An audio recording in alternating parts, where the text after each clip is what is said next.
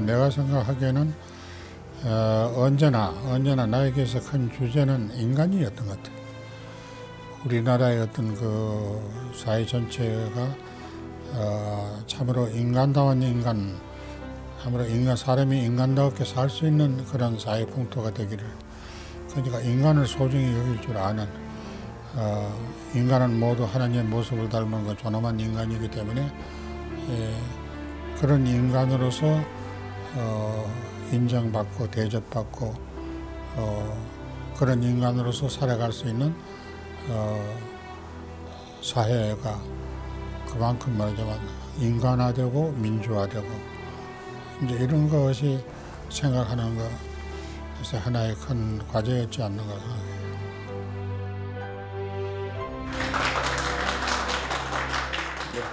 안녕하십니까. 방금 소개받은 박일영입니다. PPT를 준비했고요. 중간에 동영상을 3개를 준비를 했습니다. 첫 번째 거는 2013년 추기경 선종 4주기 때 추모의 밤을 그때 가톨릭 의대 마리아홀에서 진행을 하면서 평화방송, 당시 지금은 이제 가톨릭 평화방송입니다. 그때만 평화방송이라고 불렸죠.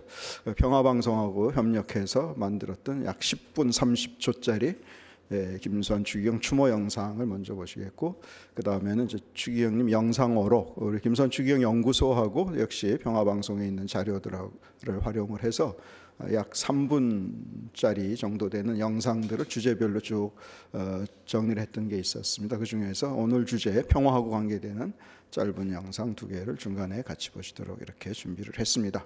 오늘 제가 받은 주제가 평화, 김수환 추기경님의 평화 이해와 평화 실천에 대한 내용들을 이제 우리가 어떻게 본받을 것인가, 그런 주제가 되겠습니다.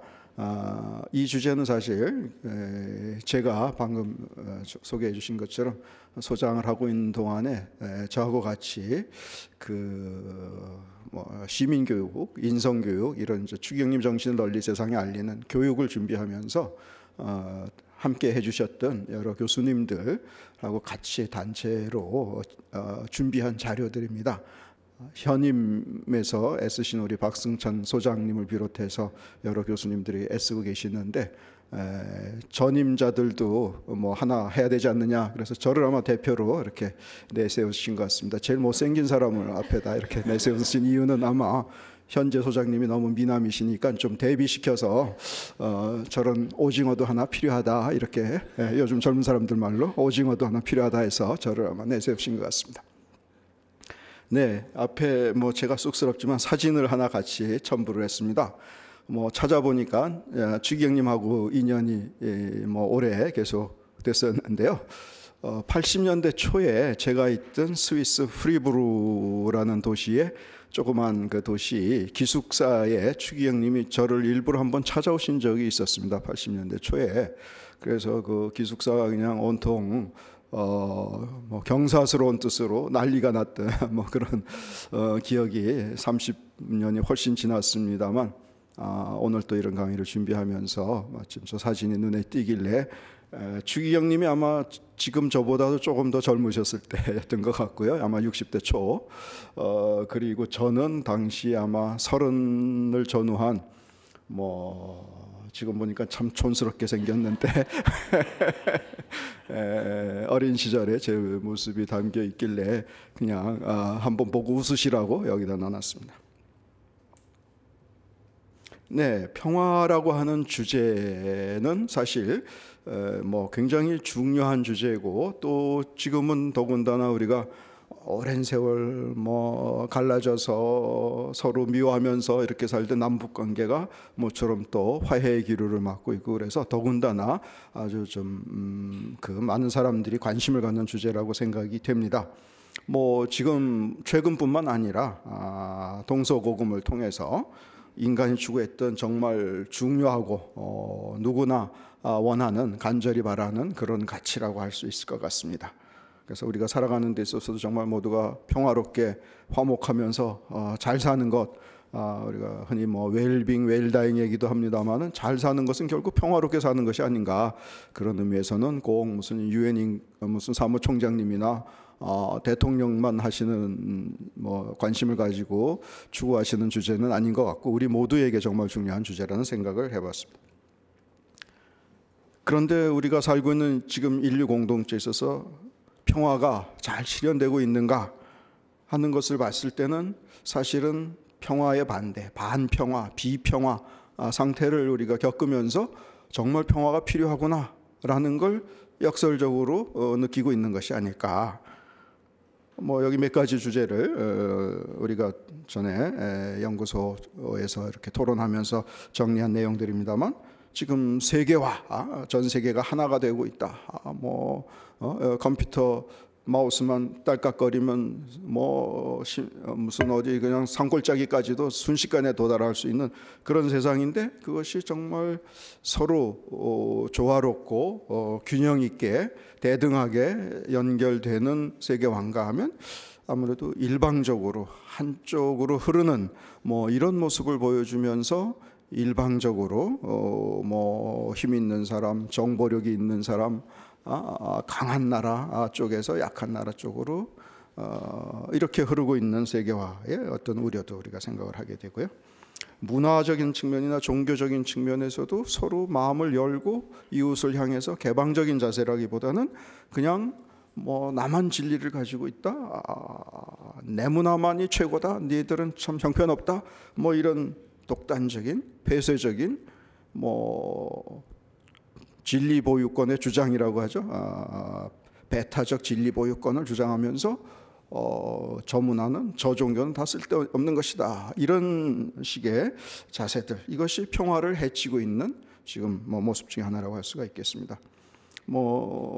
특정 사회 문제에서 보더라도 평등하고 평화로운 것보다는 개인주의, 이기주의, 그저 내중심적으로 나만 잘 되면 흔히 하는 말로 너 죽고 나 살자 식으로 되는 그런 사회 속에서 우리가 정말 평화는 필요한 그런 상황인데 지금 우리가 살고 있는 이 현실은 반평화, 비평화의 모습을 종교적으로 얘기한다면 구원을 정말로 필요하는 세상 속에 우리가 살고 있구나, 이런 걸 절실하게 느끼게 해주고 있다고 볼 수 있겠습니다. 세계 평화 지수라고 하는 이런 자료를 연구기관들에서 발표를 했는데 세계 지도에 보시면은 빨갛게 표시된 것은 아주 반평화적인 상태의 지역이고 초록색, 연두색이 이제 좀 평화스러운 지역, 노란색이 이제 중간쯤 되는 지역, 이렇게 보시면 언뜻 보시기에도 전 세계 면적의 한 절반 정도는 정말 심각하게 반평화, 평화롭지 못한 세상이라는 것을 보여주고 있습니다. 이 지도에 지금 제일 넓은 지역으로 표시된 아마 러시아 지역이라든지 아프리카의 절반 이상, 인도를 비롯한 동남아시아, 또 저쪽 동유럽 쪽, 이런 쪽, 그리고 남아메리카 쪽의 일부, 이런 데서는 아주 심각하게 평화가 위협받고 있다는 것을 보여주고 있고요. 우리나라를 비롯해서 미국, 중국, 남아메리카 일부 지역은 중간쯤 정도의 성적을 거두고 있는 것 같습니다. 캐나다라든지 북유럽 쪽, 오세아니아 쪽이 비교적 그래도 평화스러운 지역이라고 이렇게 표시가 되고 있고요. 그 옆에 잔잘한 글씨로 국기들이 쭉 있는데 우리나라가 보니까 전 세계에서 아마 평화 등수로는 50등쯤, 리퍼블릭 오브 코리아 한 50등쯤을 하고 있는 것으로 봐서 그냥 반타작쯤 하고 있는 지역이 아닌가. 이게 2011년 자료니까 최근에 남북관계가 호전되면서 조금 점수가 올라갔을지 기대를 해보게 됩니다만 어쨌든 중간쯤 가고 있다, 이런 정도로 그나마 우리가 휴전, 정전 이런 상태에 있는 것으로 봐서는 꽤 괜찮은 노력들을 하고 있는 건 아닌가, 그렇게 또 위안을 삼을 수도 있을 것 같습니다. 네, 이렇게 평화를 원하는 그런 소망, 바람과 관심이 높아질수록 평화에 관해서 무엇이 정말 진정한 평화인가, 참된 평화는 무엇인가, 어떻게 평화를 실현할 것인가, 또 그 평화를 실현하기 위한 조건은 어떤 것이 되겠는가, 이런 데 대해서는 점점 더 우리가 절실하게 원하고 있게 된다, 이렇게 말씀드릴 수 있겠습니다. 뭐 서론을 그쯤 하고요. 이제 김수환 추기경님과 평화는 어떤 관계가 있고, 추기경님은 평화에 대해서 어떻게 말씀하시고 어떻게 본보기를 보여주셨는지, 뭐 이런 얘기들을 추기경님의 삶과 행적을 통해서 추기경님의 평화에 대한 발자취를 한번 찾아볼까 합니다. 추기경님은 잘 아시는 것처럼 우리 김수환 추기경님은 가톨릭 교회의 지도자에 머무르셨을 뿐만 아니라 우리 온 국민과 사회 전반에 또는 뭐 국제적으로도 큰 울림을 준 그런 인물로 여전히 받아들여지고 있다는 것은 우리 모두 잘 아는 사실입니다. 특히나 1970년대, 80년대 우리 사회 격동기, 사회적 갈등과 혼란이 극에 달했던 그런 시절에 우리 혼란한, 암담한 그런 상황 속에서도 어디로 나가야 될지 그 길을 가르쳐 주셨던 실천적 삶의 지표가 되셨던 그런 분, 그런 지도자, 그런 뭐 본보기 또는 롤모델이셨다라고 이렇게 많은 분들이 말씀을 하고 계십니다. 지금 여기 사진 옆에는 추기경님이 바로 여기죠. 동성고등학교 개교 100주년 기념이었던 2007년도에 후배, 추기경님의 동성고등학교 후배였던 화가들이 우리가 그림 몇 점 이렇게 전시해서 그 수익금으로 우리 후배들 동성 중고등학교 재학생들 장학금을 마련하라고 하는데, 우리 대선배이신 김수환 추기경님 17회 대선배님도 좀 그림 몇 점 주십시오. 아니 내가 뭐 평생 그림 그려본 적이 없는데, 그러니까 뭐 추기경님은 글도 잘 쓰시고 뭐 그러시니까 필력이 좋으셔서 손에 힘이 좋으셔서 그림도 잘 그리실 것 같습니다. 그리고 옆에서 막 또 이렇게 부추기셨던 바입니다. 그러니까 이제 85세 되신 노추기경님이 칭찬은 노추기경도 춤추게 한다. 그래서 몇 점 그리셨답니다. 그 중에 제일 유명한 그림이죠.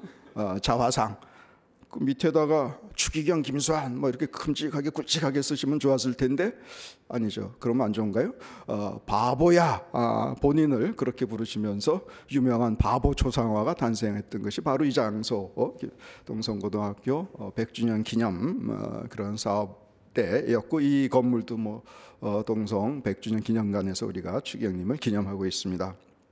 네, 본인은 정작 그렇게 나는 바보고 죄인이고 인생 50점짜리라고 우리 평화방송에서 추기경님 쭉 인터뷰한 자료에 보면 마지막에 추기경님 삶을 점수로 표시하면 몇 점쯤 되시겠습니까? 했더니 한 50점 이제 그러셨지 않습니까?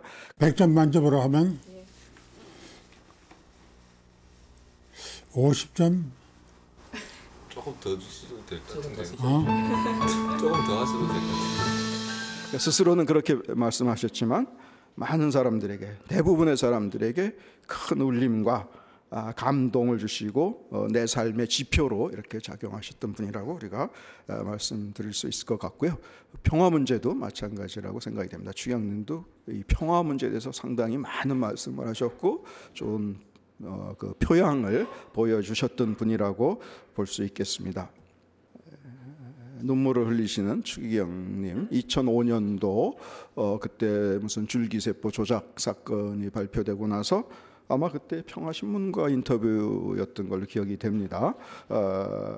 어떻게 생각하십니까? 했더니 추기경님 갑자기 막 그 굵은 눈물을 흘리시면서 제가 전에 듣기로는 막 대성통곡을 하셨다고 합니다. 그래서 뭐 기자들이 당황할 정도로 우리 한국 사람들이 참 똑똑하고 능력 있고 세계 어디를 내놔도 잘 사는데 정말 도덕적, 정신적 능력만 조금 더 높인다면 정직하고 성실한 자세로 이렇게 사는 삶의 모습을 보여준다면 전 세계 1등 국민이 될 텐데 정말 아쉽다. 그런 말씀을 뭐 수십 년 하셨는데 아주 결정적으로 2005년도 이 줄기세포 연구 조작 사건을 통해서 정말 크게 통곡하셨던 그런 유명한 장면이 되겠습니다.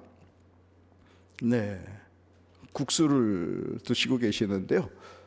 북에서 굶주리고 있는 우리 동포들이 나중에 우리가 통일이 되고 교류를 잘하게 될 때 너희 형제들이 굶주리고 있을 때 너희들 뭘 했느냐라고 할 때 우리가 아무 말도 할 말이 없었다면 정말 형제를 사랑하고 원수까지도 사랑하라고 한다면서 굶어 죽는 형제들을 내버려 둔다는 것은 정말 도리가 아니다. 인간된 도리가 아니다. 뭐 그리스도인 신앙인으로서뿐만 아니라 인간 도리가 아니다. 국수라도 먹을 수 있고 옥수수죽이라도 먹을 수 있게 우리가 도와줘야 되지 않겠느냐 하시면서 시식하고 계시는 그런 이제 장면이고요. 정말 심각하게 뭐 통일, 평화, 뭐 화해, 교류 이렇게 거창한 말보다 굶는 사람에게 밥 한 끼, 국수 한 그릇이라도 주는 것이 정말 평화의 길이다. 이런 생활 속의 평화, 구체적 평화에 대해서 보여주셨던 그런 좋은 사례가 되지 않나 생각이 됩니다. 네, 빵을 하나 들고 계시는데 우리밀 살리기 운동에 적극 지지를 보내시고 후원하시면서 우리 식량 자원도 정말 배부르고 등 따셔야 평화로워지는 그 첫걸음 아니겠습니까? 그러면서 우리 신토부리 뭐 이런 얘기도 있는 것처럼 정말 건강한 먹거리를 준비하는 일에 추기경님 적극 지지하셨던 그런 모습이 되겠습니다. 추기경님은 평화라는 말씀을 그냥 어렵게 얘기할 게 아니라 한자의 글자를 봐라.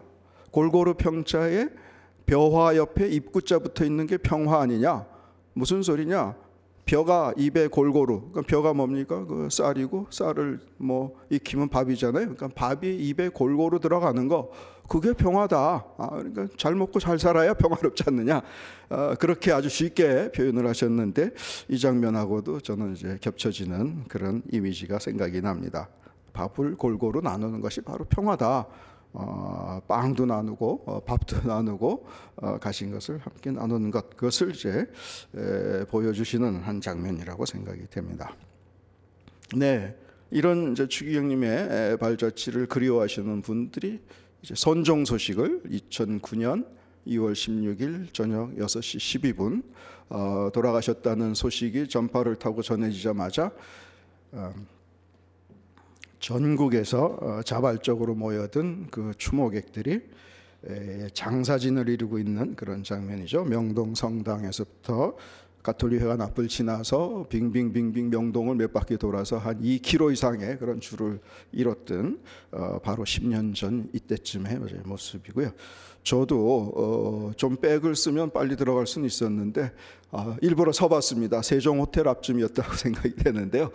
한 2시간 이상 벌벌 떨면서 이 사람들이 왜 여기 이러고 서 있을까를 같이 느껴보고 싶어서 거기 이제 줄을 서서 갔던, 그래봤자 뭐 명동성당 제대 앞에 모셔진 유리관 안에 안치돼 계신 추기경님 모습을 그냥 잠깐 1초 동안 이렇게 바라보고 목례하고 지나가는 게 전부인데, 그거 하려고 40만 명, 50만 명이 5일 동안 이렇게 추운 거리에 장사진을 이뤘던 것은 정말 이분을 마음으로 흠모하고 세상을 떠나셨다는 것을 아쉬워하고 슬퍼했던 일이 아닌가. 추기경님이 하셨던 말씀 중에 언뜻 그런 기억이 납니다. 어떻게 하면 잘 살았다고 할 수 있겠는가. 태어날 때는 나만 울고 모든 사람이 웃었는데 죽을 때는 나는 웃고 딴 사람들은 모두 슬퍼한다면 잘 살았다고 할 수 있을 것이다. 그런 말씀을 어디서 하셨던 게 기억이 납니다. 이분 돌아가셨을 때 정말 우리나라 국민 대부분이 애도했고 조문까지 가고 싶었다라고 대답한 국민이 70%에 이르는 한국갤럽의 조사가 있었죠. 전체 국민의 70%가 조문을 오신다면 5천만만 잡아도 우리 국민이 70%면 7, 5, 35, 3,500만 명. 어떤 분들은 5일장 하는 동안 매일 오신 분도 계시더라고요. 원주에 계신 어느 교감 선생님이셨는데 아들 손잡고 그냥 매일 오셨다는 또 그런 말씀까지 제가 들었는데요. 몇 번 이렇게 오셨다. 그러면 한 4천만 명, 40만 명 다녀가시는데 5일 걸렸으니까 한 4천만 명 연인원 다녀가시려면 500일쯤 걸려야 아마 다 오시고 싶은 분들 다 기다려서 장례를 할 수 있었지 않았을까 할 정도로 정말 많은 분들이 이 추기경님 빈소에까지 찾아주셨던 모습을 여기서 확인해 볼 수 있습니다. 네, 매년 그 미디어 리서치에서 여론조사 기관에서 가장 영향력 있는 한국인 뭐 분야별로 종교인 중에서는 최근 조사에서도 아마 얼마 전에 우리 여기 계시는 김남희 교수님이 추기경님의 나눔 정신에 대해서 발표하신 걸 제가 들었는데 얼마 후에 이제 그 심포지움에서 다시 말씀하신 걸로 아는데요. 작년 조사였죠. 최근 조사에서도 김수환 추기경님이 부동의 1위, 돌아가신 지 10년이 되셨지만 살아계신 뭐 훌륭하신 성직자분들, 주교님, 추기경님, 신부님, 목사님, 스님, 뭐 고승, 대덕, 뭐 다 포함해서 역사적인 인물 다 포함해서 한국의 가장 영향력 있는 종교인은 김수환 추기경님이다 라는 대답이 뭐 압도적으로 이렇게 나오고 있는 것을 볼 때 정말 우리 국민들이 이분을 얼마나 그리워하고 또 존경하고 사랑하고 있는가를 확인해 볼 수 있습니다. 네, 세상을 비추는 별이 돼서 돌아가셨습니다마는 여전히 우리에게 좋은 그런 영향을 끼치고 계시고, 특히 평화 문제에 있어서는 이분의 아마 가장 큰 관심사 중에 하나가 아니셨을까 생각해 보게 됩니다. 현대 평화 연구 내용을 이제 보시고 거기에 우리 추기경님은 어떻게 관계되시는가를 이제 살펴보도록 하겠습니다. 평화라는 주제를 본격적으로 다루게 된 것은 양차 세계대전이 끝난 이후라고 할 수가 있겠습니다. 20세기 인류의 아주 큰 참극이 두 번에 걸쳐서 벌어졌지 않습니까? 1914년부터 1차 세계대전, 그리고 또 얼마 지나지 않아서 1930년대 말부터 1945년까지 2차 세계대전을 겪으면서 수천만 명의 희생자를 내는 그런 참혹한 결과를 빚고 나서 전쟁하지 말아야 되겠다, 평화를 이루어야 되겠다, 평화를 실현해야 되겠다, 뭐 이런 생각들을 하게 되고, 그것이 이제 하나의 평화학으로 이제 학문 영역으로 정립이 되면서 연구가 이어져 오게 되는데요. 2차 세계대전 직후 1940년대 중반 이후 평화 연구는 전쟁 방지라든지 동서 긴장의 완화라든지 이런 직접적 폭력의 문제, 이것을 어떻게 해결할 것인가 라는 데 관심을 두었다면, 1960년대 말 이후부터 평화에 대한 연구는 제3세계 빈곤과 기아 문제, 뭐 그 북반구와 남반구 사이의 지배 종속의 문제라든지, 뭐 현대적 형태의 제국주의 문제, 또 구조적 폭력의 문제, 직접적 폭력보다는 이제 구조적으로 폭력이 횡행하는 이런 세상, 뭐 우에 그 현대적 형태의 제국주의, 콜로니얼리즘, 뭐 이런 얘기를 하지 않습니까? 이 현대적 형태의 제국주의를 흔히 또 코카콜로니얼리즘 그러잖아요. 코카콜라를 이제 뒤에다가 더 붙여가지고 약간 말장난 비슷하게 코카콜라가 전 세계를 지배하고 있는 이런 현대적 형태의 제국주의를 코카콜로니얼리즘이라고 하는 것처럼, 뭐 경제적으로라든지 또 뭐 사상적으로라든지 이념적으로 지배, 일방적 지배로 인해서 평화를 해치고 있는 이런 구조적 폭력의 문제까지도 평화 연구가 다 있다고 할 수가 있겠습니다. 그래서 평화는 여기 소극적 개념과 적극적 개념으로 나눠놨습니다만, 사실은 좀 더 분류해 본다면 앞에 이제 그 전쟁 상태, 그건 그야말로 반평화 상태죠. 열전, 막 뜨거운 전쟁을 하고 있는 것. 거기서 이제 한 단계 올라서면 이제 냉전 상태, 전쟁만 겨우 없지만 다투고 있고 뭐 으르렁거리고 있는 이념, 뭐 전쟁에서 냉전, 소극적 개념이라고 할 수 있죠. 그래서 1차 세계대전 이후 바로 이 소극적으로라도 전쟁은 방지하자, 뭐 이런 반전을 목적으로 하는 평화 연구. 그다음에 2차 세계대전 이후로는 핵전쟁 방지, 반핵. 2차 세계대전이 종전된 것은 이제 일본의 원자폭탄 2개가 떨어지면서 끝나가야 되고, 그것이 얼마나 그 뭐 참상을 빚었는지를 알게 되면서 이제 핵전쟁만은 막아야 되겠다 하는 반핵 평화가 아주 중요한 그런 개념이 된다면, 적극적으로 봤을 때 평화는 전쟁이 아예 필요하지 않은 사회 구조를 만들어내는 연구를 해야 되겠다. 그렇게 하기 위해서는 불공정한 그런 억울한 사람이 없도록 하는 이런 불공정을 제거하고 사회 정의를 구체화하는 그런 질서를 형성하도록 이렇게 노력을 하고, 모든 사람이 사람답게 살 수 있는 그런 좋은 환경을 만드는 쪽으로 적극적으로 평화를 유지하도록 이렇게 연구를 진행해 간다면은, 한 단계 더 올라간다면 사실 그 다음에는 이제 하느님의 평화, 우리가 성서에서 샬롬이라고 얘기하는 뭐 그리스도교 또는 이제 구약 성경이나 이런 유대교 그리스도교 계통에서는 우리가 뭐 샬롬이라고 얘기하겠고요. 이슬람에서도 뭐 인샬라라고 얘기를 한다든가 아살라이쿰 뭐 이런 표현들이 다 평화롭기를 평화를 빕니다. 이런 뜻이라고 하지 않습니까? 그러면 하느님이 주시는 신적인 평화, 종교적 의미의 그런 완전한 상태, 구원을 이룬 상태, 뭐 이런 것을 이제 완전한 형태의 평화다 이렇게까지 이제 얘기해 볼 수 있겠습니다. 그러나 세상 안에서 이제 학문적 영역 안에서 얘기할 때는 소극적, 적극적 개념의 평화들이 현대 평화 연구의 주를 이루고 있다 이렇게 말씀드릴 수 있겠고요. 그러면 소극적 평화를 추구할 것인가, 적극적 평화를 추구할 것인가?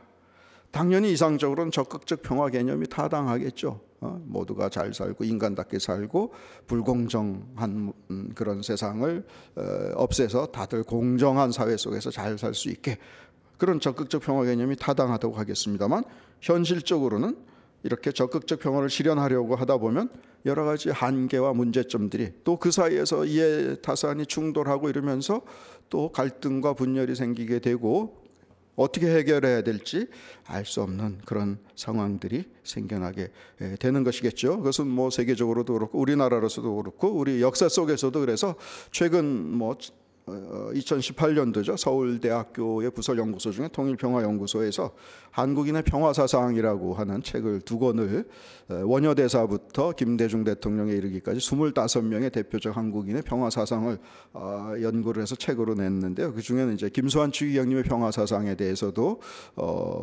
천착해 볼 가치가 있다고 해서 우리 김수환 추기경 연구소의 그런 연구를 바탕으로 제가 가서 또 심부름을 했습니다. 추기경님의 평화사상에 대해서도 이제 말씀을 드렸고, 추기경님의 김수환 추기경님의 평화사상도 여기에 이 책에 같이 들어 있습니다. 그래서 적극적 평화의 추구는 곧 평화 실현을 위한 세부적이고 구체적 조치들을 수반하게 마련이겠습니다만, 그것이 또 현실적으로는 또 다른 갈등과 분쟁을 유발시키는 그런 요인이 되기도 한다는 것이죠. 그러면 이런 상황을, 이렇게 미묘한 상황을 어떻게 해결할 것인가? 여기서 이제 김수환 추기경님이 보여주셨던 평화에 대한 이해, 평화에 대한 가르침, 그리고 그분이 보여주신 실천이 어떤 의미를 갖고 있는가 하는 것들을 찾아보는 것이 정말 의미 있는 일이라고 생각이 됩니다. 그래서 이제 김수환 추기경님의 평화가 가지는 특징이라고 할까, 또 그분이 보여주신 가르침을 정리를 해본다면요, 뭐 3가지 정도를 일단 말씀드릴 수 있죠. 이분은 순수한 학자나 뭐 이론가, 대학 교수가 아니라 실천적 지도자이셨다 이렇게 말씀드릴 수 있습니다. 우리 사회가 지금 어른이 안 계신다, 큰 어른이 그립다 뭐 이렇게 얘기하는데, 정말 진정한 어른은 누구셨는가 하는 것을 보여주셨던 분이라고 생각이 됩니다. 2번째로는 뭐 저는 여기다가 다 1 해서 무엇이 더 중요하고 무엇이 2번째로 중요하다가 아니라 다 중요하다고 생각해서 전부 1이라고 써놨습니다. 2번째 1. 그래서 현실 삶에 대한 실제적이고 구체적 성찰을 하고 계신다는 겁니다. 평화가 좋다, 다 사이좋게 살아라. 아니 무슨 저기 머리 짧게 깎고 이런 힘께나 쓴 분들이 여기다가 왜 열심히 살자, 착하게 살자 이렇게 시퍼렇게 새기고 댕기지만 아무도 뭐 훌륭하다, 아유 나도 저분 따라 살아야지 뭐 이렇게 얘기하지는 않지 않습니까? 그런데 김수환 추기경님은 뭐 열심히 살자, 착하게 살자는 안 새기셨지만 현실 삶 속에서 정말 실제적이고 구체적으로 나는 바보야, 나는 대죄인이야, 나는 50점짜리 인생밖에 안 돼라고 스스로를 이렇게 성찰하고 계시고 한없이 자신을 낮추시는 이런 모습을 보여주시면서 공감을 넓고 깊게 불러일으키셨던 것이 아닌가. 3번째 일, 그래서 자신부터 실제 삶에서 실천, 니들이 해, 나는 높은 사람이니까 그냥 시키기나 할게, 그런 분이 아니라 정말 앞장서서 나부터 실천하셨던 분 아니겠습니까? 돌아가시는 순간까지도 20년 전에 약속하셨던 대로 안구기증하셔서 빛을 남기고 떠나셨던 그런 뭐 본보기 같은 것들이 정말 우리에게 와닿는 그런 평화의 본보기다 이렇게 말씀드릴 수 있겠습니다.